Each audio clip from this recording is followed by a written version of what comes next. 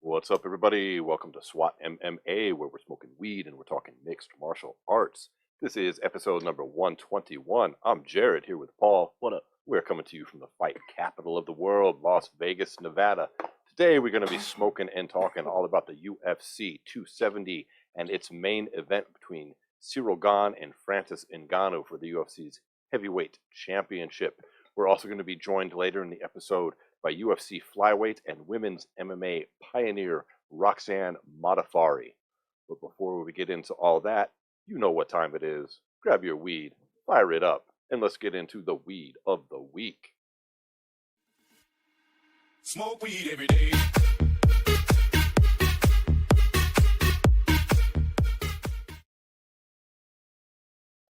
How's this bowl hitting, Paul? Pretty nicely. It's good. We got some brand new weed this week, man. This is called Party Foul. I'm going to take a hit here. What do you think? Pretty nice. The smell on it is fucking ridiculous. Yeah, what do you think of that? Nice. Like, what does that remind you of? Honestly, there's not really many other strains it does remind me of. Well, it is a cross of GMO cookies, which is garlic, mushroom, and onion, and that's crossed with birthday cake. So, Okay, yeah, that makes that's sense. why. That makes sense. Yeah, those are actually two of my favorite strains, too, so I mean, that's perfect. Yeah, you could actually taste it on this, too. I can taste the GMO. It has a very unique flavor, and on the inhale, and I can taste the birthday cake on the exhale. A lot of weed I can't do that with. Yeah. But this strain is pretty impressive. This is made by Canardo Genetics, and garlic, mushroom, and onions, for those unaware, is a cross of Girl Scout cookies and Chem Dog, which is where it gets that funk from, that Chem Dog funk mixed in there. And then birthday cake is a cross of Girl Scout cookies and cherry pie. And cherry pie, breaking that down a little bit, is Granddaddy Perps and F1 Derb. So it's got that sativa all the way back to Durban Poison.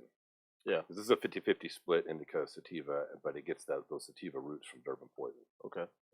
Yeah, yeah. Which, incidentally, if you're listening, folks, and you ever come across Durban Poison in your local dispensary or wherever you might obtain your smoking stuff from, peep that out. It's one of the last pure sativa landrace strains on the planet. And it's fire as fuck. Hell yeah. Let's load a fresh bowl of this. You got some ground up in there? Yeah. I don't have a little, I'm just going to have to sacrifice a pen here. I forgot my tool. Well, whatever you're smoking on out there, folks, we hope it is delicious. Hey, did you hear that we're about to get smoking lounges here, finally? Oh, yeah? There's only the one in New. Other than that, though, they passed that law like right before COVID happened, so it'd make a lot of sense that now that people are allowed to actually go out, that they're starting to open them up. Well, it still requires a vote from city council. It's not 100% approved yet. Now, New Woo dispensary can do what they do because they're on Indian land. Yeah. And so that's like that their drive-through and some other things. Like I think they're open 24 hours. Yeah. Where a lot of dispensaries say that, but they can't technically sell weed, to my understanding, during certain hours. Oh, really? Yeah, they can sell their other products. I could be wrong. It used to be that way. It could have changed. But anyways, that's how New gets away with some of the things that they do. Yeah. But the remaining part of like Paradise, actually Las Vegas proper, still got to go up for vote. But they're working on it. They're trying to get it finalized, where they're mainly looking to avoid complaints from people who don't smoke as far as odor goes. So their idea for that now is that it has to be attached to a dispensary, which is kind of bogus if you think about it. Like, dispensaries are expensive as fuck, dude. Yeah, they are. I mean, let's be honest. It's yeah, but so is any kind of club is gonna be like that too. It's like the same thing between a fucking. I could see the thinking behind it. Same thing as like buying a drink at a bar is gonna be expensive. Buying weed at a club is gonna be that's expensive. true. Like, if you live here, you know the difference between, say, going down on the strip and grabbing a fucking drink for $30, and maybe going down the Fremont Street and hitting fucking, Fremont Casino and getting a fucking $1 Corona at happy hour. Yeah. There's a huge difference. Mm-hmm. And maybe the same thing. It's just being a local here for so long. I just can't. These prices at dispensaries are just ridiculous. Oh, I can't imagine sitting in a fucking place where you're paying $18 a gram plus tax to smoke bowls. I just fucking loaded a gram in this bowl, dog. Yeah. Like, that shit adds Well, up. that's one good thing about the New tasting room is like they have like package deals where you kind of buy it like there's tiers to like when you reserve a spot.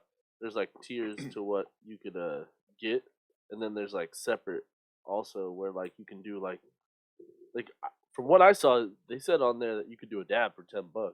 Yeah, pretty solid. I mean, it's not too bad when you're talking about like a price driven up. Like $10 for a dab's not that bad. I mean, I guess, especially if you're a rookie smoker. I mean, oh yeah, you get if you're like a fucking just like a regular like a regular Joe Blow. like a Joe Blow fucking social smoker, dude, you'll get fucked up for $10. Dude, the first dab I ever did, and even being like a steady smoker at that time, I went in to get these tattoos on both my forearms, and it was just me and the fucking dude in the shop. He's like, "Bro, you smoke?" I was like, of course I smoke. He's like, "Do you really smoke?" I'm like, "Yeah, dude, I smoke every fucking day." And then he had a fucking a dab rig in the back and some fucking called it honey oil back then. Fucking holy shit, I was high for like 6 fucking hours. Blaze, dude. I took like 6, 7 just monster fucking hits off that thing. Yeah. And that's me as a smoker, my first time.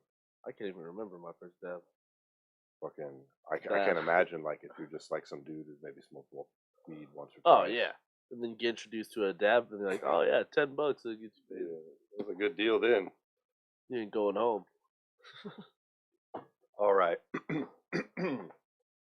Well, let's spark this bowl up here, Paul, and let's dive into, because we're going to take a deep dive today, into the UFC 270 main event.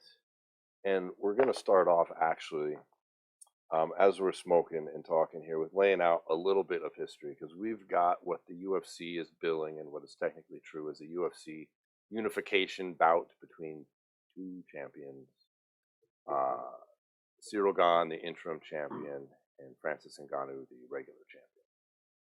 But there's a whole lot more to what like they're talking about on UFC Countdown, correct? Yeah. And I think a lot of our listeners only know maybe the side the UFC is presenting. Yeah. And these days they're leaving a lot out. Like the MMA casuals, I mean the MMA hardcores, they know Francis's story. Yeah. They kind of know what's happening here, but we're gonna dive deep and start off by kind of laying the history of these 2 fighters and what their stories are and why there's so much intrigue with this matchup and what might happen not only in the fight, after the fight. It involves a lot of things. So yeah. With that said here, I'm gonna take a puff on this.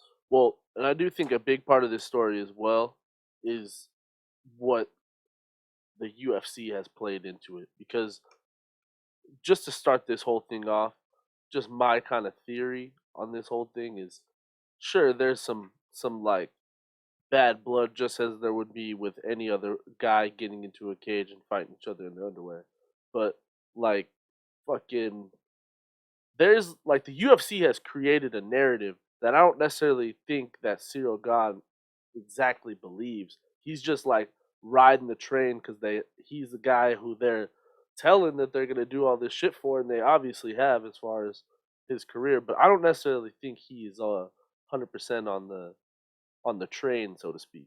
You know what I mean?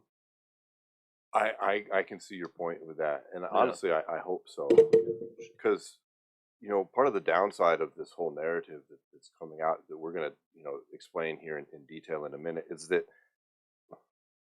it's souring me a little bit on Cyril Gane as a fighter, and I don't really think that's It's nothing to do with his own personal life. It's nothing to do with his personality. It has nothing to do with how he carries himself or anything like that. It's more of how the UFC is used in.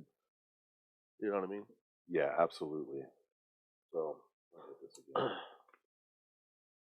well, I think naturally, because he's the champion and because both of us feel like he's gotten wronged in all this, why don't we start with how Francis came up and how he became where they all tie in. Yeah, and I do, up front agree that I do believe Francis has been snubbed and wronged here by the UFC and kind of by his old coach as well. But I'm just going to lay out Francis's history, and this is straight off Wikipedia here. It's just the easiest way to tell the story here. Ngannou was born and raised in the village of Batai, Cameroon. I might be mispronouncing that. If so, I apologize. But he lived in poverty. He had very little formal education growing up. His parents divorced when he was just 6 years old, and then he was sent to go live with his aunt. At 10 years old, this dude starts working, bro, in a sand quarry outside of that little village that he was born in because of no money for his aunt and for him. Like, that's pretty crazy, 10 years old. I mean, you can't even legally do that in America if you wanted to. Yeah. So 10 years old, this fucker's out there working. As a youngster, he says he was approached by several gangs in the village to join them, but he refuses, and he decides to use his father's negative reputation as a street fighter for motivation to do something positive, and he wanted to have boxing be that positive thing that he did. So at the age of 22, Ngannou starts training boxing, and kind of despite the fact that his family really didn't support him with that shit at all. After training for a year, Ngannou stops training due to illness, and then he has to start doing various odd jobs to make ends meet, and he's just kind of in limbo until about age 26. He decides to go to Paris, France, because he can get better training there, and pursue professional boxing. So as a quick aside, Francis talks a lot about boxing now, and people are like haters are like, oh, you just want the payday, because they're talking about him and Tyson Fury. Like, well, of course he wants a payday, but yeah, actually that's been his dream since he was a youngster. Yeah. So he moves to France, but however, since he gets to Europe, this dude, he winds up getting put in jail for 2 months in Spain for illegally crossing the border. So that sucks. After he finally reaches Paris, because he's been in jail, he's got no money, he doesn't know anybody, he's got no friends, and he's got nowhere to live. That's the dedication that this dude has. So he's working in a fucking quarry when he's 10, right? Yeah. And he does what he can to learn boxing there. And I'm assuming, and I think this is a safe assumption, that he stays there till that age because he has to help out his family and earn whatever money he can to give to them, right? One quick aside to that same story is when he was trying to get to Spain, he got caught 7 times, and on the 8th time got there. So he was like caught and imprisoned 7 different times for various amounts of time, like a day or 2, and then they'd send him back, or like a week they send him back, and that like was over that period in which he got to Spain. Before he even got there, he was pretty much jailed every single time he tried to get over there to try to better his life, and he was seen as like a captain of the boat, he said, when they got over, because everyone around him was doing it like their first or second time, or people would not get it one time and they'd give up. He refused to ever give up. Got stopped 7 times, and on the 8th time gets over. Isn't that incredible? No, man. So he finally reaches there, and like I said, he's got no money, no friends, no place to live, and so he's homeless on the streets of Paris, literally. And he gets introduced to by a friend to Ferdinand Lopez and the MMA Factory. And so Francis is a big fan of Mike Tyson, and he really wanted to learn how to box. But Lopez really felt that the potential he saw in Francis would be for mixed martial arts. Yeah. And so he convinces Francis to try MMA instead. Lopez gives Ngannou some MMA gear, and he lets him train and sleep in the gym at no cost. Okay, and thus this sparks Francis's MMA career. And he had his first fight in 2013. Right, and then he's gone on from there now to be the UFC champion. He's got 19 total fights. He's 16 and 3. Okay, his 3 losses have come by decision. He's had a couple stinkers, which we'll dive into these guys' records along the way. And I'm gonna give Francis his own words on some of this, because I think this is important here. And then we'll wrap up Francis's history here and talk about Cyril here in a second with this. This is reflecting on his journey across continents, like you said, and his decision to become an MMA fighter. Ngannou said, quote, "When I started, I had nothing. Nothing. I needed everything. But when you start to earn money, you start collecting things. I want this, I want that, I want that. The purpose is not collecting things, though. The purpose is to do something great. Finish the dream that you started. As a quick aside, the dream that you started with him, again, was boxing. Yeah. I think this is going to play a lot into this discussion. Mhm. Back to this quote, I want to help my family first, of course, but then I want to give opportunity to children in my country like me who have a dream to become a doctor or something. If I reach my dream, it will give me the opportunity to help those in my country who have their own dreams and nothing else to fulfill them. I want to give some opportunity for children like me who dream of this sport and don't have the opportunities like me. The last time I was in Cameroon, I brought lots of materials for boxing and MMA to open the gym. Now I just bought a big space to start the gym as well. A lot of children now in Cameroon, because of me, they have a dream. They say, I will be a champion in MMA. I will do boxing like Francis. Because they saw me when I was young. I didn't have anything. I didn't have any opportunity. And today they see me and they are dreaming. They are thinking that something is possible. Even when they are so poor, something is possible in life. It is not easy. It's so hard, but it's possible.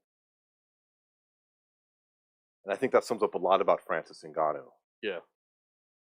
And his mentality and what what his overall goal is. And that's why I think it's really suspect to people to constantly be like, oh, he's just money hungry. He wants it. Yeah, but he's not going buying a fucking Lambo and fucking fucking Ferrari yacht and all that bullshit. He's going and he's trying to do something for uh people that, he watched for years, get wronged and, not have a chance. And that's unfortunate that, like, even in this day and age that that's happening. You know what I mean? And for people to hate on him for trying to get paid more, get these bigger fights and all that kind of stuff, it just doesn't make much sense to me. no, I agree. And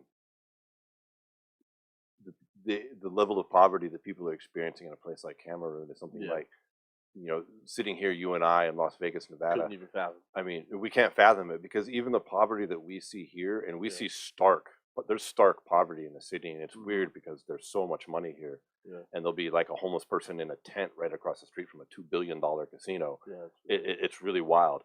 Yeah. But even in America, when you're poor, and even in the worst of situations, you're so much better off than you are in a place like fucking Cameroon. Yeah. Like it's something that there's no way to grasp There's it no way unless to you're fathom there it, and yeah. you see it. Mhm. And so the importance that is to someone like Ngannou, we don't really understand. We can only try to understand it. Yeah. And that's why, and we'll get into this more after you talk about Cyril for a second.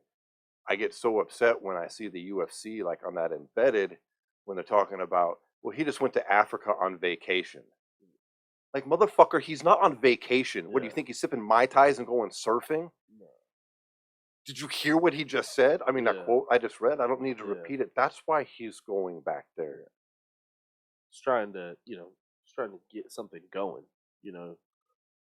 We'll touch on that. Why don't you share a little bit of Cyril's backstory, because they have some history together, but Cyril's history is quite a bit different. It's not going to be as Francis Ngannou has this amazing story Yeah. that not Well, too it's many not others even that have. Cyril has a bad story. He's originally from France. Came up as an athlete, like he used to play soccer and basketball, and you could tell he's naturally a gifted, like physically, and then but instead of pursuing his athletic dreams, he ends up becoming a furniture salesman in France and in Paris, actually. And a friend of his kind of introduced him to Muay Thai and the MMA factory, and he just kind of fell in love with the sport. Ends up starting as a Muay Thai fighter. Ends up going 13-0 with 9 knockouts. Picks up a couple of belts as well, and then and this all was in 2014. So this is kind of where the timeline kind of matches up. Francis started in 2013. Cyril starts in 2014. They're both kind of coming up in that same MMA factory up in France, and I think this is kind of where like things match up when you talk about these two guys, because one thing we do need to talk about that has come up recently is there's been training footage from back then that has come up in his trainer has released to the media. Yeah, because Francis is no longer with MMA Factory. He He's- lives here in Las yeah, Vegas. he's with Actually, the- he's adopted Vegas as his new home city. And if you listen to Francis's side of the story, it was no secret that he wanted to come to America. Yeah. Going to France was a first step in a long journey that wound up with him being in the United States. Yeah. Which makes a lot of sense because this Mhm. is where you would want to come to have the best opportunities for fighting, especially if your heroes are like Mike Tyson. I mean, this is the spot. That's why he's here. Yeah. So he says that he told his trainer long ago that this is the ultimate move, and his trainer, and even offered his trainer to come with him. He says, I can't leave my gym and my team here, but I'll help you get there. Mhm. Okay. And so Francis comes here and he has some difficulty finding a team. You know, he's with Extreme Couture right now, but he wasn't right away, and he has Yeah. some difficulty. Like, he leaves the gym and he loses a couple fights. Mhm. He's got that fucking stinker with Derek Lewis. Yeah. You know what I mean?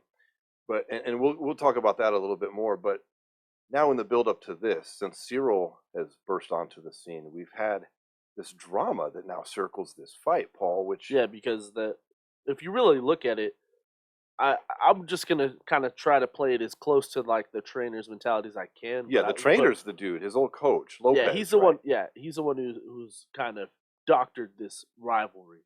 But at the end of the day, I do think it's kind of a case of he thought Francis was going to be the golden goose, and Francis kind of that wasn't what he wanted in the end. So he ends up leaving and going to the States and training out here and stuff like that. So Yeah, now he he's- kind of has his other guy who now is his golden goose, where is Cyril Gane, and he's like, you know what?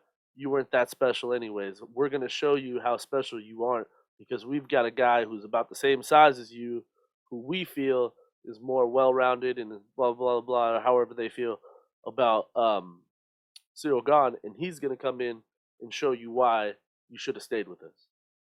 And I kind of feel like that's the whole foundation of this quote-unquote rivalry, because I don't really necessarily think it's a rivalry. I think it's a gym beef that has really nothing in the same way as when Cowboy fought Mike Perry. Remember Mike Perry was talking Yeah. all that shit for Cowboy for leaving the gym for supposedly leaving the and training gym at his supposedly, ranch. Yeah, yeah. and then he didn't even stay there for more than 2 fights. You know what I mean? It's kind of It I think seems it's a to gym beef more than it's a rivalry. I agree, and even to the extreme, it seems to me it's more that the coach, frankly, Lopez, is butthurt because bit. he went out on a limb with Francis, gives him a place to stay when he's homeless, and so Yeah. he feels indebted. And you can argue, rightfully not. I would see that, and then Yeah. Francis fights for the title and loses, and then ultimately leaves the gym in search of greener pastures, which.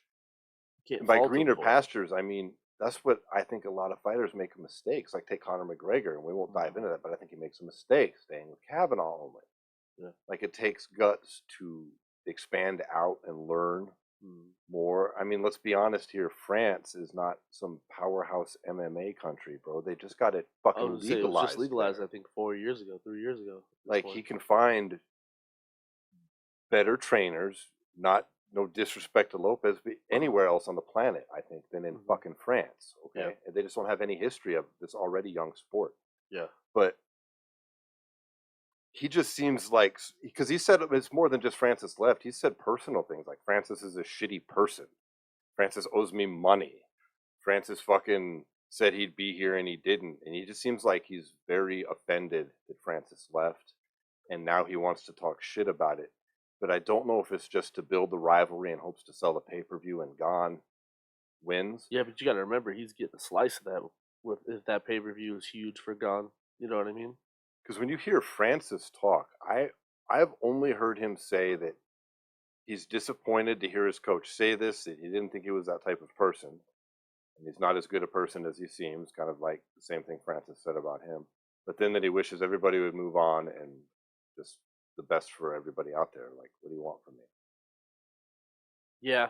Well, and I do think winning this fight is his opportunity to move on. Well, let's talk about their actual training together. Yeah. Because I was under the impression initially that it was for a long period of time. Yeah. And then some footage comes out which makes Gane look good and Francis look bad, and it's released by the aforementioned coach Lopez here. Yeah. And Francis says it's not doctored, but it's just an edit that makes him look bad, and there's plenty of shit that makes Gane look worse. Mm-hmm. And I don't really think that matters though. Francis comes out with an interview with the UFC on ESPN and says that they only train together for like a month, maybe 6 weeks, maybe a total of 8 times, which is really nothing. Mm-hmm. So we have to take that as some kind of face value. I don't know why I can see why Francis would want to downplay it, and I can see why the other team would want to play it up. Yeah. So let's say it's somewhere in the middle, a couple months they train together. Mm-hmm. Does that matter? I don't necessarily think so because It's 4 years ago, Mike. Well, not only that, yeah, both of them have changed and evolved so much probably since then. But not only that, it's just I don't really necessarily think training footage could be used as a ledger for how good one fighter is and one fighter isn't. You wake up on the wrong side of the bed and decide today I'm not going to be able to go 100%, and you get your ass whooped. And those kind of days happen in the gym. So I don't necessarily think that video footage holds that much water. Like when you're talking about 4 years later, and both guys are completely different fighters. You know what I Right. mean? Like even if you watch that footage, like even on Cyril Gane's side, like he doesn't look as sharp as he does now. You know what I mean? Like neither of them really looked very sharp. It looked like two guys who were, you know, just not very hardly sparring. You know what I mean? And that's all it was. You can't really be like, oh, look at that. God whooped him 4 years ago in training. Like he's gonna win the fight now. No. Especially when both of these fighters are so raw in Yeah. their MMA. I mean, Even now they don't have that what many did you fights. say? Gane had his first Muay Thai bout in 2014, 2014, yeah. and And then his first UFC or MMA fight in 2018. So that's we know Ngannou had his first MMA bout in 2013. yeah. So these guys are very, very raw fighters. Mm-hmm. Their shit 4 years ago is meaningless. There's no way that's the same fighter. You can't Yeah. make a case that that's the same fighter. It's not like they've had this long pattern of stagnant, ability or something. This body of work that's remained the same for all this time. Absolutely not. So Well, and I think if you look at Francis, I think he's evolved more in his game in the last 2 years than the like 6 before that. Like you know what I mean? Like his game was so focused on what his specialty was, which was like power and like knocking people out, that when he got to the Stipe fight, he got so exposed that he had to make that change and get out of that gym, or at least bring other coaches in with some other eyes, of course. And that's what he did for a while too. He did. I think it was the fight after the Stipe fight. He did half in France and half in Las Vegas. And yeah, he invited the coach with that. It didn't work out too well from his recollection. It was the Derek Lewis fight. Now, Is what it turned into, which is an absolutely terrible fight. Terrible fight. For both of them, not just on Francis's part. Derek Lewis was an equally horrid participant in that fight. Yeah, it was rough. But yeah, so I just feel like you can't judge that fight based on that footage just because neither guy is at their peak. I think now both guys right now are at their peak. Like same. So I think we're both in agreement that this former training partner's narrative is meaningless when it comes to the actual fight itself, and then who may or may not have an advantage. It makes for a fun story. The only thing I could see it having any kind of like actual like consequence on the fight is possible like small tendencies. Like you know what I mean? Like a guy you watch every day, like there's always going to be some small tendencies that they're going to carry their entire career, and maybe something like that. But I don't see it as being like, oh yeah, Francis couldn't beat him round to round in training 4 years ago, so he won't beat him now. You know what I mean? I don't Okay, see- so here's a question then, Paul. What is the coach's goal in releasing this, no matter what, edited somewhat? It wasn't the entire sparring session. So this clip that shows Gane getting the advantage over Ngannou in a sparring session 4 years ago. He releases this to the media on purpose. It wasn't like, some hacker found it and put it out. These motherfuckers put it out knowing it's going to run, and then they Yeah. start talking shit like, yep, see, look. What is he trying to do here? Rattle Ngannou, build a story, I think be a a little bit of both. dick. Still, he's butthurt, and he's trying to make Ngannou fucking be embarrassed. Like, I think a little bit of both. I think it's you want to drive the narrative that you're gonna win the fight, but I think you also want to like twist the knife in Francis's back as well. You know what I mean? yeah, Because I mean you're going to war with him anyways. War of words to begin possibly could make the war in the octagon a different game. We've seen over the years tons and tons of different fighters get melted on the microphone and step into that cage and put out terrible performances, and maybe that's their ploy to that's could be like their ploy to get into Francis' head, I guess. I don't think it's going to be successful. I was a little concerned prior to this that maybe Francis was rattled, but after seeing his interview with Megan, he seems pretty focused to me. Yeah. So we're both in agreement that this training together is really not, it's not a consequential. So let's talk about this other aspect to the fight. How do we wind up with an interim belt here? Cyril Gane is not just the #1 contender fighting for the title. Somehow they make a title fight between him and Derek Lewis. And if you watch the UFC's countdown, which a lot of our listeners, I'm sure they have, they're going to hear this story that is true, but it's not exactly factual. But it certainly makes it seem like the UFC was ready for Francis to come back, and he was like, "Nah, I'm going to be on vacation." And they were like, "No, it's been forever." And he was like, "Nah, I'm on vacation." And they said, "Well, we can't wait any longer. We have to make an interim title, and the division has to move on."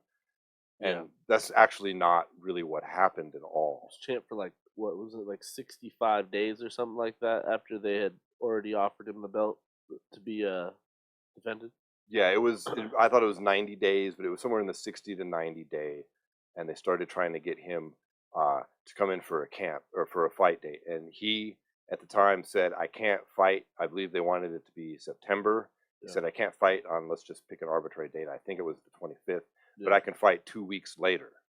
Okay, I'm sure my dates and months are slightly off here, but that's not the point. It was literally 2 weeks afterwards. He says he's good to go. The UFC's like, no, because the UFC at the time was in a spot where they had lost a main event. I believe it was due to the virus, and they needed a title shot to headline a pay-per-view. Yeah. And they wanted Francis. He says, "I can't do this date. I can do 2 weeks later." He's been the champ for 3 fucking months, and they say, "We're going to make an interim title." Yeah, that's exactly what happened. Which, mind you, we'd had a year between defenses prior to that with this whole DC Stipe thing. This belt has the lowest frequency, off the top of my head, of any titles defended in the UFC. Yeah. Cain Velasquez was even less than once a year. These guys tend to make Khabib look busy as the champ. Okay? Like, it's just the nature of the belt. A lot of the times it's a once a year defense. Yeah. Cain was champ for like 6 years and fought like 3 times. Yeah. Okay? Like, so it's not unusual for it to be a 12 months. Yeah. We all wish it would be more, and there's times when there's contenders when we want it to move along. But saying that you can't fight 3 months after you won the title, or even 4 months or 5 months or 6 months, It's nothing new. we're gonna fucking create an interim thing and say you're not the champ was ridiculous. Yeah, with like zero injury or any kind of thing like that. He's healthy. Francis is fine. He says, "I need 2 weeks." Because you know what he's doing? He's in Cameroon. Yeah. Which I beg to challenge the UFC's fucking language here. They're doing it purposefully to make him look bad. I guess you can technically say the man's on vacation. Yeah. Do you think that that's a fun spot? You think they have a lot of luxury condos for him to go stay at in Cameroon, where he used to work as a 10-year-old Yeah. in the fucking gravel pit or whatever the hell it was? Like, Mhm. this is ridiculous. Pretty Like, he's nuts. he's over there trying to help his people in a country that really could use some help. Yeah. And he is not holding up the division or the belt or the title. They're talking about the UFC was in a bind, and their solution was, we can make an interim belt and we can fuck this guy over. Because at the same time, Paul, what was Francis doing on social media and in interviews? What was he talking about? Honestly, He was talking about fighter pay. Well, not only that, there's a whole nother fold into this too, because we got to remember is the UFC dangled that John Jones fight right, like in Well, front of the his fighter eyes. pay issue leads into that, because they Yeah. talked about the John Jones fight immediately after Stipe. If Stipe won, he was going to fight Jones. Yeah. Francis wins. That's all the talk. Yeah. Francis is like, well, I want more money to fight Jones. And Jones is like, yeah, me too. Of Yeah. course. That's a super fight. People Mhm. get paid more for a super fight. Yeah. And so he made several statements in public about this Yeah. over the course of this 3 months Mhm. on the social media. And who doesn't like that shit? Dana White. Mm-hmm. He doesn't like it. And honestly, their relationship has been rocky for a while. Like No, a Dana while. comes out and shits all over his manager. Yep. But there's so much even behind the scenes on that, because his manager works for, what is it, CMA, Yeah. which is the other major talent agency in Hollywood, whose Like main CIA. rival is Endeavor, the company Yeah. that owns the UFC. Yeah. So yeah, they're gonna shit all over their main rival, Mhm. especially if they can do it through another channel that makes it look like, Dana White knows managers. He says this guy's an idiot. He must really be a fucking idiot. Yeah. It's true. Like he's fucking some guy like Ali. Mhm. I know he works for a real talent agency as a registered fucking agent. Yeah. So there's so much to this thing in which I don't understand it. I mean, I get it. Dana and the UFC is taking a hard line on fighter pay, and they're never going to fucking budge or look like they're fucking pushed around by Yeah. a fighter. They're just not going to give, and they make small exceptions for one single person. And who's that? Fucking Conor McGregor. Yeah. More or less. Yeah. Well, no, I mean that's it. No one else is going to go box, dude. Conor. Oh yeah, no. Conor can fucking say I'm not going to do certain things, and he gets away with it. But even him at the end, they weren't putting up with his shit lately either. Yeah. It's true. So I think this title, the interim title, is a joke. I think the interim title was done for one thing and one thing only. And I think it's to tap into the market of France. You know what I mean? Is the market of France somehow bigger than the market of Africa? Africa's a True. fucking continent. That's France true. is like the equivalent of a state. Yeah, true. True. But I'm just saying that this is what the UFC is like doing, because this is what they always do. If you want to look just on the same card, look down at the co-main event between Brandon Moreno and Davison Figueiredo, is literally every 2 seconds the UFC is talking about how Brandon Moreno's from Mexico, because now they've started this boxing versus MMA, because for so long in Mexico it's been kids come up and they box. So now he's trying to tap into that market in the same way. Now in France, now that MMA is legalized, now they're talking about headlining cards out there. And if you're the UFC and you've got an opportunity where you have a Frenchman who is at the top of your division, you put a belt on him in that same way that Francis was talking about. When he became champion, it made every kid out there, want to be champion as well.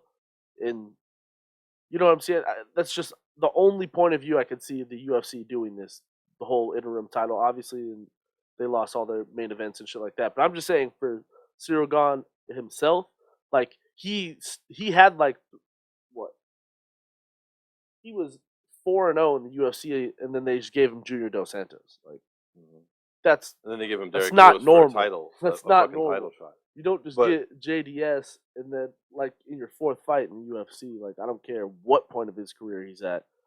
Like that just doesn't happen. I think it was the fighter pay issue. I mean, yes, the interim belt was definitely created for the just for that Appeal pay as per well, view, and they yeah. took advantage of this situation that was Yeah. available at the time to take advantage of. But the rift goes deeper because they were fully on board the Francis Ngannou train. Like Yeah. he held up till he won the belt. There's no denying the UFC was on his fucking. They gave him the very first ESPN card. He got multiple title shots. He headlined fight after fight after fight. Dana would come out and talk about what a nightmare this guy is. He's the hardest puncher we've ever seen. And now he's out here at the PFI or Performance Institute, and he's fucking fixing everything. It was all about that, and it was all about he was Nigerian and he's this and he's that, and then he wins the title, and the John Jones shit goes down, and because it was Jones and the move to heavyweight, there was a lot of publicity about it, and I mean, Ngannou was very vocal about fighter pay and refusing to fucking do that fight. I think that fight would have got made. It goes deeper than that though, because But that goes all the way back to the Derek Lewis fight. Because since that Derek Lewis fight, I've literally heard Francis Ngannou say this 4 times on Ariel Helwani's show. Since that Derek Lewis fight, he's talked to Dana White less than 5 times. yeah, you're right. Like, that's where the rift, I feel like, starts, is all the way back then. Because I feel like you're right. They did do all that, and they did talk about Francis and all that stuff. But you know when they were doing that? They were doing that after the Alistair Overeem fight. But I They mean, were after doing that, I mean, I hate to disagree, but after that, like, he loses to Derek Lewis, but then he headlines UFC Fight Night 2, Blades Ngannou, in China. in China, yeah. You know what I mean? And then he headlines the very first UFC on ESPN against Kane. Now maybe they were hoping he would lose against Kane, but he fucking smoked him. Yeah. And but I think you're right. I think that's seed started there. undeniable, though. I think you're right, though. Him being the main event of a like fight night card doesn't necessarily justify it for me, because like at the end of the day, his talent and where he's at in the division is undeniable. You can't. He's at a point in his career where you can't really stick him very deep on any card, even if you wanted to. Well, now they're trying to downplay it. The UFC is his fucking. Now I hear a lot of talk about how he's well, he can't really stop a wrestler. Really? What was Stipe? Exactly. What was Curtis? I mean, look at his since his stinker of a fight against Derek Lewis. Okay, he has gone on to beat Curtis Blades by TKO, Cain Velasquez by KO, Junior Dos Santos by TKO, Rosenstruck by KO, Stipe to win the title by KO. And he stopped the takedown on Stipe and took Stipe down. And Cain, Curtis, and Stipe are all credentialed wrestlers. Oh yeah. Junior has pretty decent MMA wrestling. Well, he just fucking KO'd. Even though he just boxes him, but he just smoked all these fuckers. You know what? Now Cyril Gane suddenly some miracle fucking wrestler. I don't even think it's that at all. I think here's my keys to victory. Before let's wrap up this snob here. Yeah. So I mean, I guess that wraps it up here. It started with the Derek Lewis shit from our perspective, and morphs into the fighter pay, and then this thing with that fight was kind of like the last straw, but it also helped them fix a problem they had. Yeah. And then once the die is cast, the die is kind of cast, and Gane was like, "Fuck you." Dana came out and shit all over his manager, and now here we are. Exactly. And Ngannou is unhappy right now because there's still more to this before we get to the fight, because he is on technically the last fight of his contract for this fight. It's true. But because he's champion, there's a clause. It's called the Champions Clause, which if he wins, his contract is automatically extended by 1 fight in 6 months. And the UFC has first bidding rights, and you can't talk to any other promotion for that 6 months. If he loses, then the UFC can match any contract if they choose to for 90 days. Yep. And if they don't want to do that, then he's a complete free agent. I think it's 6 months. It could be, but either way, Francis has come out publicly now within the last week or so and said he will not fight for $500,000 or $600,000 again, and he will have a boxing clause in his next UFC contract. Period. So we'll discuss the effects of what happens after we talk about the fight itself, because that depends a lot on if he wins or loses here. Yeah. But that's the scenario now. is that his relationship with the UFC really couldn't be any worse. Yeah. He's come out and refusing to fight for the money he's going to get for this fight, which is probably a $500,000 base pay. Okay, with more than likely a $500,000 win bonus as well. Yeah. And probably some pay-per-view points. But we talk about pay-per-view points a lot still because we're used to champions getting that, but we forget it's a whole different era now Yeah. in the ESPN shit, and we don't really know what these guys get for pay-per-view points because the UFC gets a guaranteed $500,000 equivalent in money from ESPN, no matter what. no matter what, and then they get some fraction of the money. If it ESPN gets above it, and ESPN gets most of it. There's not like all these dollars left over for fucking fighters, and I promise you, they're not guaranteeing any of these fighters even $1 and 500,000 fucking sales. Nope. No. So we don't really know what that's like anymore. Yeah. It's got to be something, we would think. Yeah, I'd imagine it's something, but can't be the same. It's not the payday, because that's why Brock Lesnar didn't come back. Yeah. That's the thing no one wanted to talk about is they're like, oh, we couldn't reach an agreement. Yeah, because them pay-per-view ducats aren't there no more, son. Yeah, exactly. Brock ain't no fool. No. So, anyways, now let's talk about the fight. Cyril Gane gets a lot of hype. Talk about that a little bit, Paul. Like they say, he's a complete fighter. I tend to agree. I mean, he's undefeated, right? What's his record over there? 10-0. Yeah. Who's he fought? What's his UFC? Who are the 4 guys in the UFC he's fought? Well, he's actually fought 7 times in the UFC. He's fought 7 times in the UFC, but I think I would say his best wins that are really comparable to Francis's would have to start with the Junior Dos Santos fight, where he TKOs JDS and ends his career in the UFC, and then you go up to the Rosenstruck fight, which was kind of a little rough one, but I think it was also a situation where Rosenstruck just had nothing for him, and he could just make him work harder. What was the final decision on that fight? What were the results in the Rosenstruck? It was 50-45 all the way around. Oh, it was a decision with him and Gane. Yeah. And oh, you're talking about Rosenstruck and Ngannou was fucking knockout. No, I meant Gane and Rosenstruck. Yeah. I wasn't sure what his. It was a decision. Yeah, it was a decision, and then picks up another 5-round decision of Volkov, but he fucking whooped Volkov's ass the whole time.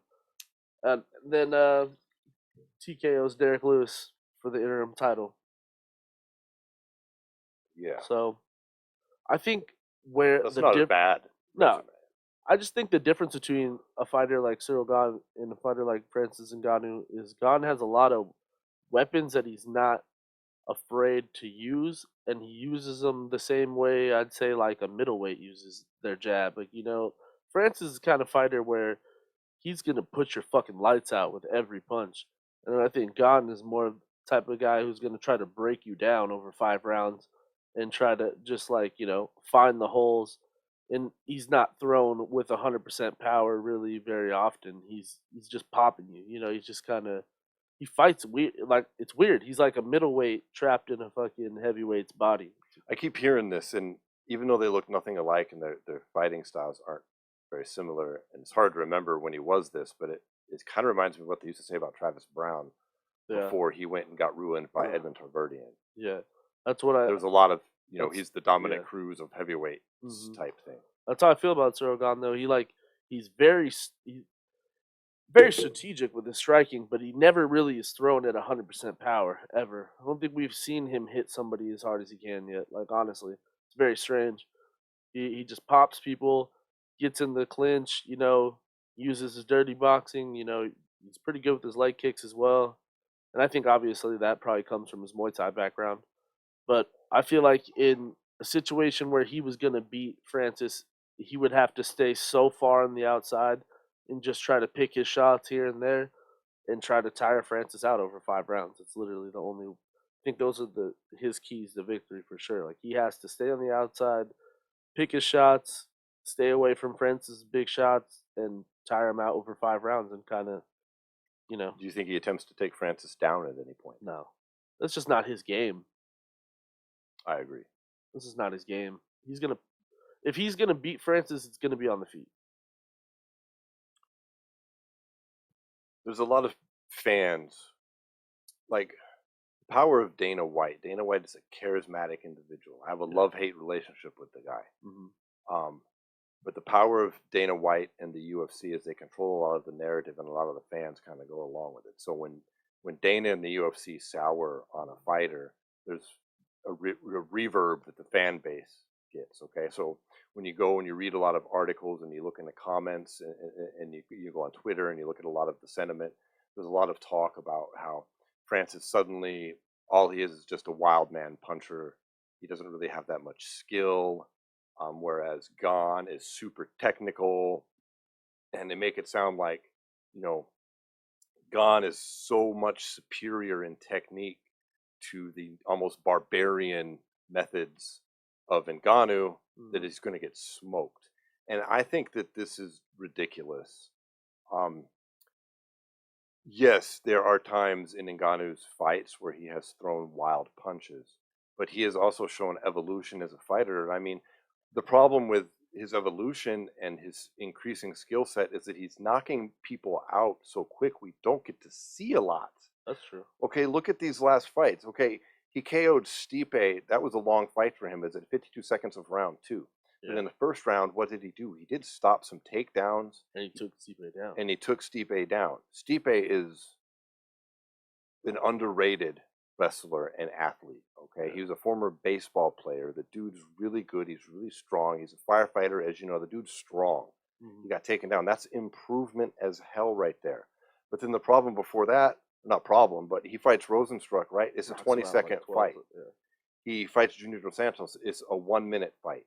He fights Kane. It's a 26-second fight. He fights Curtis Blades. It's a 45-second fight. He hasn't had a chance since Derek Lewis to show any of his skill set. That's true. And so I think he's being, frankly, vastly underrated as to what he can actually do in the cage.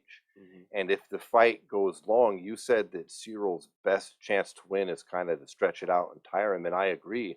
The problem with that is you got a dude whose resume proves without a doubt he can land a fucking knockout punch at any point. It's like the Deontay Wilder thing. He's only got to land one solid hit on you, son. Yeah, but and that's dangerous to try and stretch it 5 rounds. Just to kind of, I don't know, just play a little devil's advocate here. But I do think at the 2 worst points of his career and the 2, I'm sure obviously he's evolved, but I'm saying the 2 losses he had in his career, we saw him get tired out over 5 rounds, and that's really what happened. When you watch the Stipe fight, Stipe stayed away from his punches as long as he could. Started utilizing his wrestling and using other ways to, Stipe has an extremely high fight IQ, and he did what was needed to tire him out, and then took advantage of him late.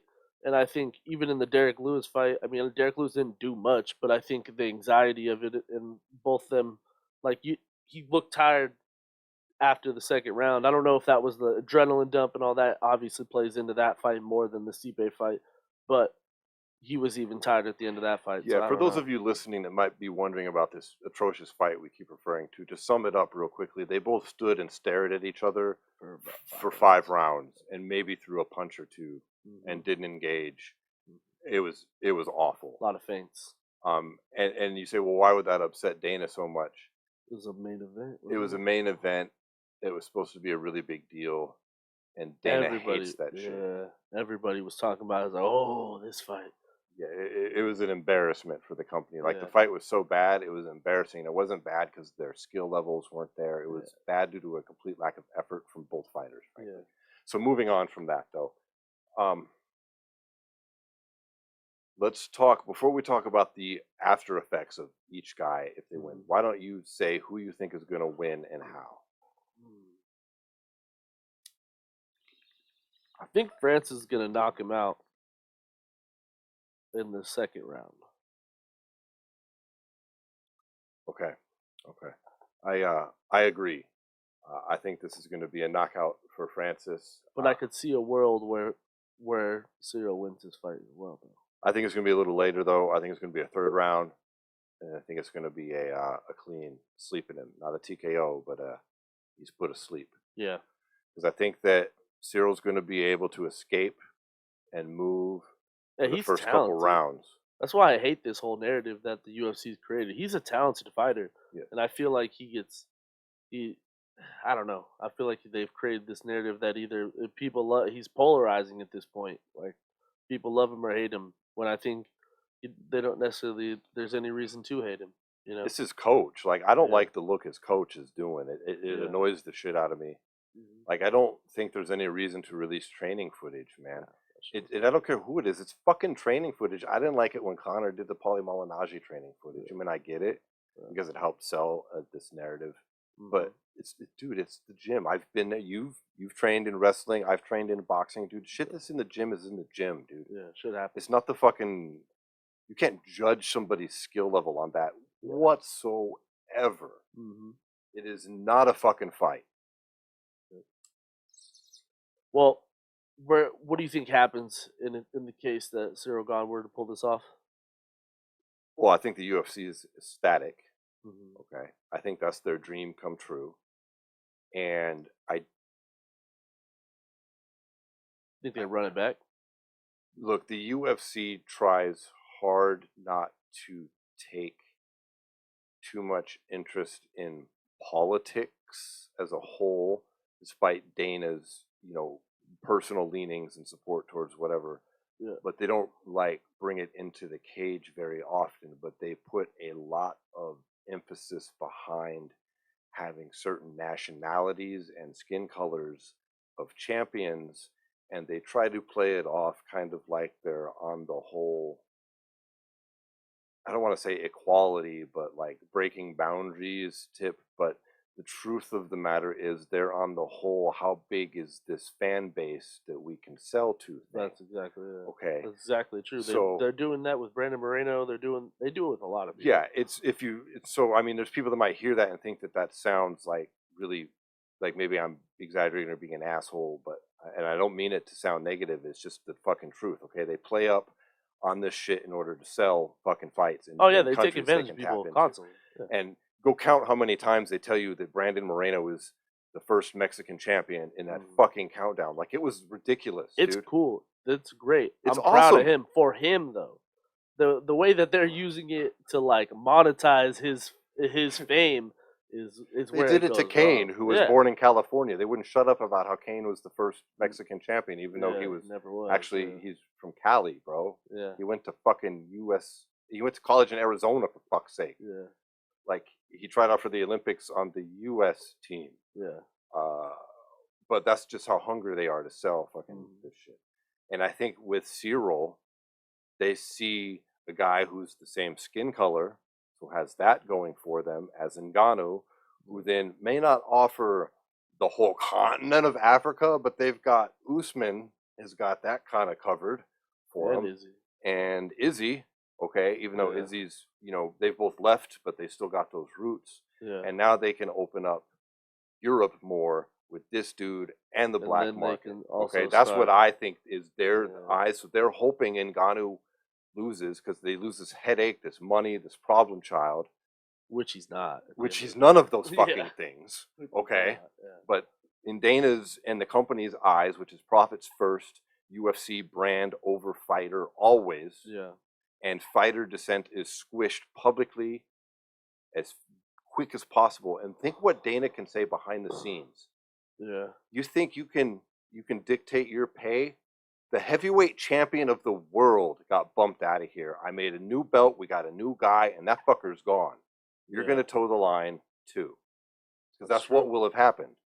Francis will have spoke up. They went and made a new belt, made a new champ, and Francis fucking lost, and he's out the fucking door.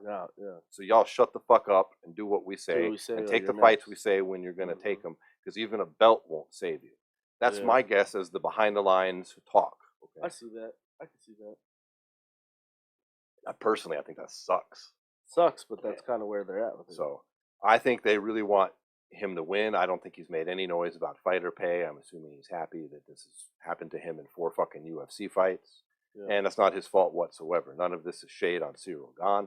think he's a great fighter. I think he's going to get KO'd in round 3, though.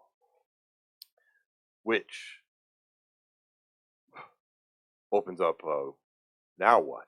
For the UFC, I don't think they're going to be happy at all. I think there's a snowball's chance in hell of them letting Ngannou box Tyson fucking Fury. No. I don't think they're going to pay him what he wants to fight John Jones. No. And would be hard pressed that they're going to cave into him and give him some crazy contract. Yeah. Not happening. I mean, they might give him a bump. Yeah, I think he ends up getting a bump, and they're going to give him a big enough bump to shut him up if he wins. That's really. They seem to do that a lot of the time, but do you think he's the guy that can happen to? How important is the boxing? This circles us full around to Ngannou's story, okay?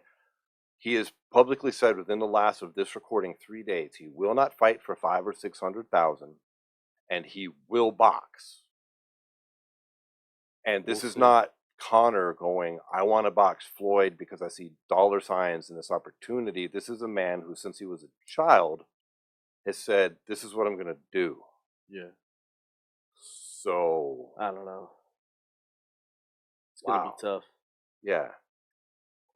I honestly don't even know at this point. I can't see the UFC caving. Yeah, me either. I could see them caving maybe on a boxing match, but I don't know about the pay thing. I feel like they'll hit him with incentives over the money, and he'll possibly end up get shut up that way. I'm telling you, they're just master negotiators over there, and they make you feel like you're taken care of. But in the end, if you compare them up to a lot of the people that, unless you're like the 1% of the UFC, you're really not getting paid that much. And even the 1%, yeah, some of them. Francis Ngannou would definitely qualify as the 1%. I mean, the heavyweight champ is supposed to be the guy. True. That is true. Not even in just the UFC. It's supposed to be the guy, the baddest man on the planet. The only person that has any slight claim to that would be the heavyweight boxing champion of the world. Yeah. But we all know in a street fight who's winning that, so it's kind of a self-defeating argument when they start talking. Who's really the baddest dude on the planet? So I think, do you think that there's a possibility that Francis Ngannou wants to box so bad and he's so sick of the UFC that he kind of, I'm not trying to besmirchify his good name. He's a good guy. But do you think there's a possibility he kind of gives a half effort and, I don't want to say throws the fight, but goes out and puts up a stinker and loses so he can just... I don't know. That could happen, but that would be damning to his legacy. That would fuck up his boxing, his boxing future. I think if he loses a decision to Cyril Gane... It would have to be so close. I don't think it fucks up his boxing. He has already lost a couple fights. It didn't fuck with him at all. It doesn't erase anything he's done. Because this boxing idea, let's talk about this a second. It's not as far-fetched as people might think. The WBC, who has Tyson's belt, they've already said, sure, that fight makes a lot of sense, actually. Okay? Yeah. Fury is kind of in limbo. He's got a mandatory against, this in negotiations right now with Dylan White. Okay? Anthony, Joshua, and Usyk are tied up. Okay? And Fury would certainly take that boxing match. I think so. So it's not that crazy. And you've also got Jake Paul very quietly with his MVP Promotions, who hasn't said anything public. This is pure speculation on my part. But you tell me that, let's just say, however it happens, Francis loses and he doesn't get slept and made to look a fool, and he's still got his good name, that Jake Paul doesn't try to get in on some of this fucking Francis free agent Ngannou action and sign some crazy fight, or even Triller with their seemingly endless pocketbook and this triad combat bullshit. Yeah. You got Fury. You got a lot there where he could make life-changing money that another UFC contract ain't going to give him. Could be.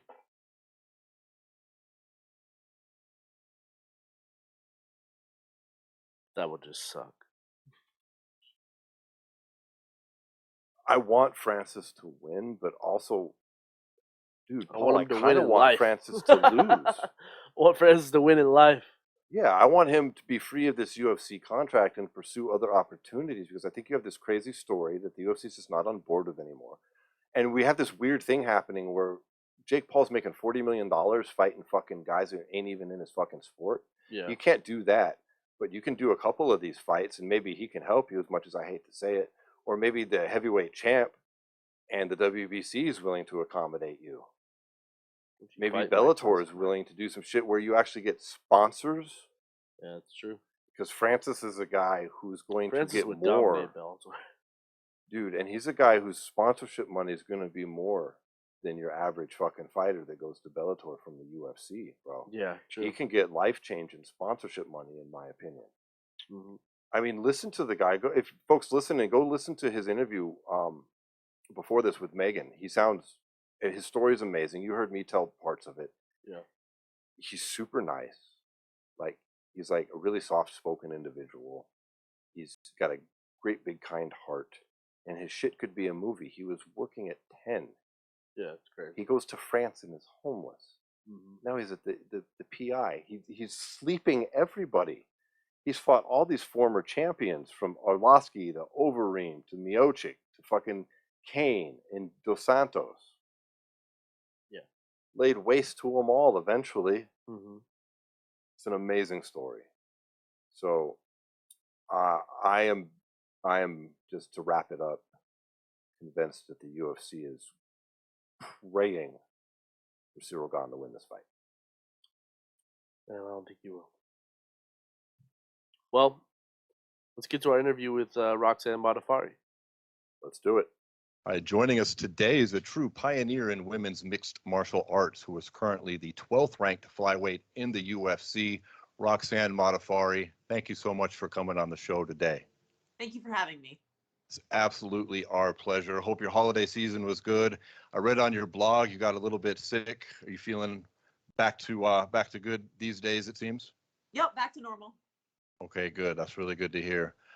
So, we've got your big retirement fight coming up at UFC 271 on February 12th. But before we talk about that, I'd really like to rewind things back to the beginning of your career, fighting in Japan, 2003. I believe it would put you about 21 years old, junior in college, fighting for Smack Girl. Tell us a little bit about what that was like.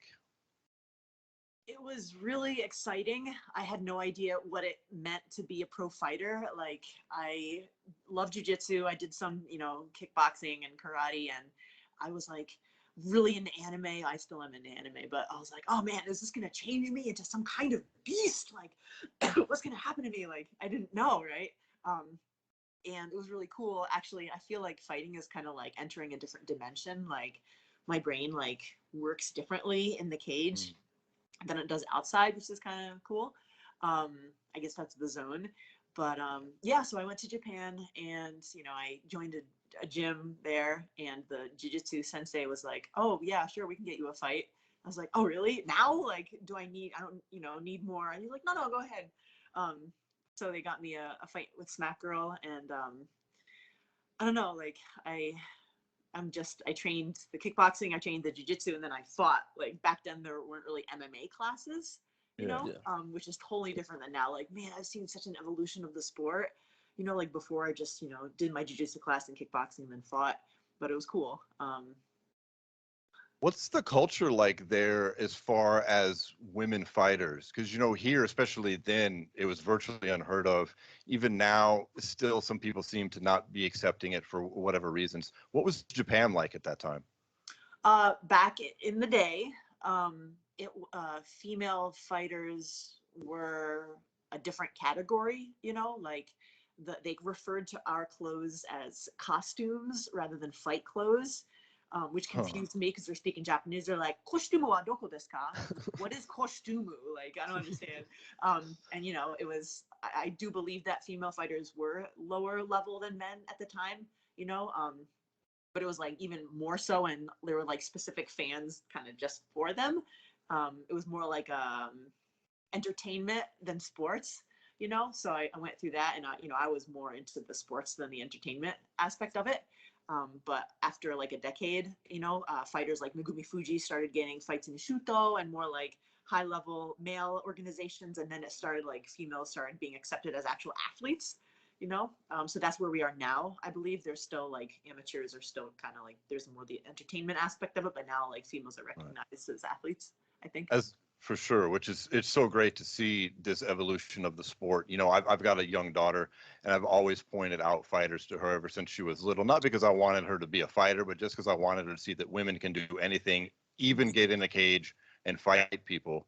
And you were always a bit of inspiration to her as well, because you don't look like a lot of people would expect a fighter to look like, and you like a lot of things she does too as well. So Nice. I've had my eye on your career for a long time, and I'm surprised to hear that, you know, you just started training in Japan and then almost instantly into a fight, because you saw a lot of success over there. I mean, you fought Jennifer Howe twice. You have 2 victories over her, and at the time, as far as I can tell, she was considered at least a top fighter in America, one of the best in the world. Well, I trained for a while in America before I went to Japan. Like Yes, I had yeah. a bunch of stuff under my belt before I actually fought. I just expected more training before I actually got my debut, so it's kind of like a surprise. But thankfully, my jiu-jitsu was good enough that I was able to jiu-jitsu everybody and like win that way. Yeah, I should clarify. I think you've been doing taekwondo since what, 13? Yeah. And amongst many other, and judo as well. Uh-huh. And then of course the kickboxing. And then, yeah, I went back and forth basically after I finished college. I was flown back and forth. You know, sometimes I fought in Japan, sometimes I fought in the States. We've noticed that had to be a little stressful, I would think, because like you won the Fatal Femmes Fighting Championship at lightweight in LA, and then you flew right back to Japan, it would seem, and then you fought in the one grand tournament, where you fought 3 times in one night and you won that. Yeah. Yeah, sorry, the K Grace. Yeah, the K Grace is the open weight tournament, correct? Yeah. How is that wear and tear going back and forth like that? You mean by weight class or just by? No, I mean just the amount of traveling that you're doing. I mean, you come to America, you fight here in the States, and then you fly to Japan a few months, you're fighting in Japan, and then you're back in America. Oh, I don't remember how much time passed, but I was young, man. I was durable. I could do anything. Like, bring it on. Like, I always felt like finding a fight was the hardest thing for me. I was like, I'm here in Japan. Like, please give me a fight. And it was hard to find somebody my size in Japan. They managed to sometimes, but then like it was hard for the promotions in America to fly me because I was expensive because I was in another country. So I always asked Kirik, my first MMA coach ever, to like join me, like because he lived in Massachusetts. So like the promoter would fly me from Japan and then pay for his ticket, which was cheaper because it was America. So I was always like trying to find a fight anywhere. Yeah, so when you were finding like so many different like major organizations, you eventually end up being in like a pretty groundbreaking season of Tough, being like the inaugural season for women's fighting, like ever really, after Dana White had said all the things about how he'd never have women's fighting in the UFC and everything. How was that like experience for you, not only in the house, but like being a part of that? Man, it was so cool. Like, it's hard to see it as it's happening, you know, because you don't know how it's going to turn out. But now in hindsight, like, I've been a part of so many groundbreaking things. Like, I fought in Hook and Shoot, which was like the first all-female card in America, then Fatal Femme Fighting, and then The Ultimate Fighter season 18, you know, which first had females. It was like, oh, this is so cool. Like, I found out about it on Twitter. Excuse me, and like had to immediately ask for time off and like book a ticket like that day to make it in time. It was just so cool to be a part of that, and then to be able to be on season 26 of The Ultimate Fighter, which introduced the flyweight division. I was like, oh, this is wonderful. This is so cool. Like, I've had such a cool career, man. This is awesome. Were there any like big differences between the 2 seasons as far as like I don't know, just like the dynamics in the houses and everything like that? Day and night. It's day and night completely. Well, that first season was Rousey and Tate, correct? Yeah. Was there a lot of tension on the set there? Because I mean, you know, the media plays it up, like, of course, but when you're there in it, could you feel tension in the air? Or was that more played up for the cameras? No, we could feel the tension in the air for sure. Yeah. And then there was a little more drama amongst the contestants as well. So yeah. And how did that compare with you were on Team Gaethje in the second time on Tough, and Eddie Alvarez was the opposing coach, correct? Yeah, and at that point, like, time had passed as well in just the fight world, and like what am I trying to say? Elevated training methods as well. And people were being referred to as athletes as opposed to just fighters. You know, I was like, I'm an athlete? Like, what? Like, it was like, I wasn't used to hearing that, you know, I was just a fighter, but now I'm an athlete. So all the women were like super dedicated. They wanted that title belt, right? So like, I woke up like at 5 a.m. every morning, and I went for a jog, and there was Barb Honchak, there was Lauren, there was like people were up and like doing yoga. Nico was doing yoga. Like everyone was like focused. Nico and I went to bed at like 9 p.m. every night. Like it was less drama, more focused, you know, and yeah, it was different. So, how do you feel like that like sets you up? Because really, if you look at the end of that season, that really set you in kind of like, if you look at your career overall, like you progressed so much after that season and into like your run into the UFC. Like after all that time, like how do you feel like that really sets you up for your run that you've had in the UFC? Yeah, that was such a great opportunity for me to be able to be on Tough 26 and then be into the UFC again. You know, I had not made the cut for a Tough 18, and frankly, my skills weren't up to par. I just moved back from Japan, and I was like feeling broken, and like my body just was feeling broken. And then I got with John Wood from Syndicate. He's an amazing trainer. He did so much for me, and I really like stopped plateauing as I felt, and then my skills went up. Also, Lorenzo Pavlica, my personal trainer, physical trainer, like he healed my back, he healed my neck, like my shoulders. Like I had so much stuff, but just through the strengthening, like he helped me. So like I had a good run in Invicta where I was able to like get myself back going again. And then Tough happened, and I was like feeling strong and healthy, and like I can do this. So that was like, okay, go. And so it was like my opportunity to get in there, and I was able to show what I had worked on. Your striking and your overall game has really, really improved since you've been out here in Vegas, as you said, under Wood at Syndicate. And it's a little bit unusual, you know, for fighters to have kind of a later career resurgence. I think it's hard for fighters to have the discipline to learn a new thing or to improve on an area. We see a lot of people plateau. Yeah. And so I was really impressed by what you've done since you've been out here.